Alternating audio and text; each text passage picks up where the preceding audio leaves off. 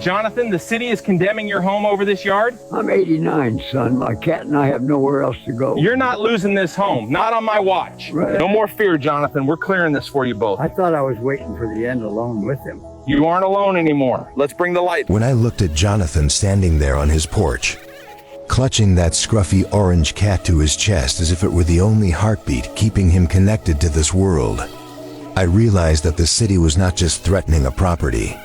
They were threatening to shatter the final sanctuary of a man who had nothing left but his feline companion. He stood there on the edge of his mobile home in Florida, a frail 89-year-old man whose entire universe had shrunk down to the four walls of an aging trailer that was being slowly digested by a relentless jungle of grass and wild vines. It is a straight-up gut punch to the soul to see a man who spent his life working the docks now being treated like a public hazard by bureaucrats who would rather bulldoze a person's history and starve their only friend than help them clear a few overgrown weeds.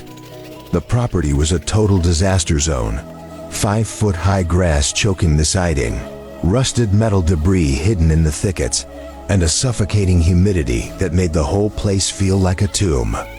The city had shown absolutely zero grace to this 89-year-old man, slapping a $3,000 fine on a door that he could barely open anymore, effectively telling him that his decades of honest work were worth zilch the moment his health failed, and he could no longer hold a mower to keep the world at bay.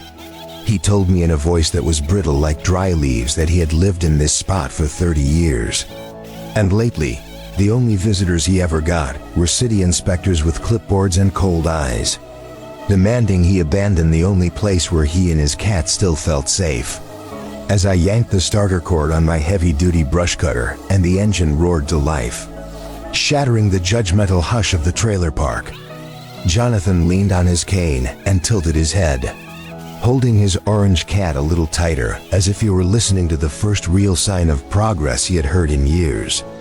Every aggressive pass of my steel blade through that gnarly, tangled mess felt like I was physically cutting him out of a cage and handing him back the keys to his own dignity that the world tried to snatch away with legal threats and cold shoulders.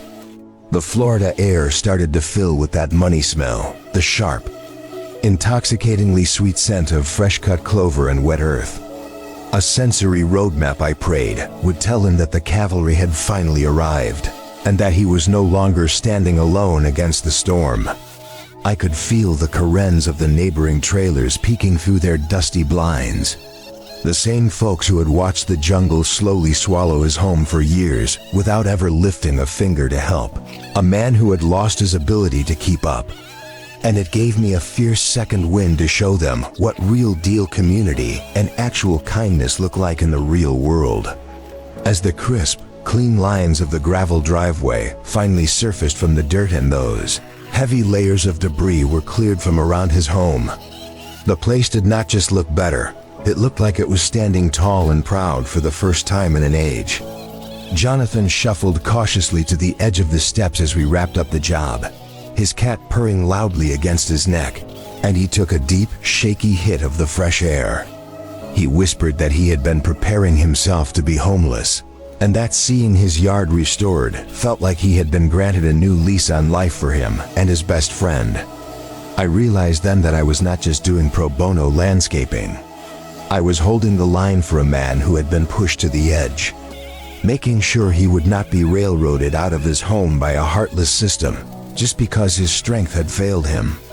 Before you scroll past this, please drop a comment with the city you are watching from, because elders like Jonathan deserve a salute and a helping hand, not a lawyer's letter and a fine when they are down on their luck. If you saw a man who had worked his whole life now losing the roof over his head along with his only companion, would you have the heart to step up, man the station, and finish the job of being a neighbor? Like and share this to remind the world that we do not leave our elders behind in the weeds. And today, we finally delivered a bit of hope and freedom to Jonathan's doorstep. Jonathan spent his life working hard, so today, we gave him back his peace of mind. Faith in humanity is officially restored.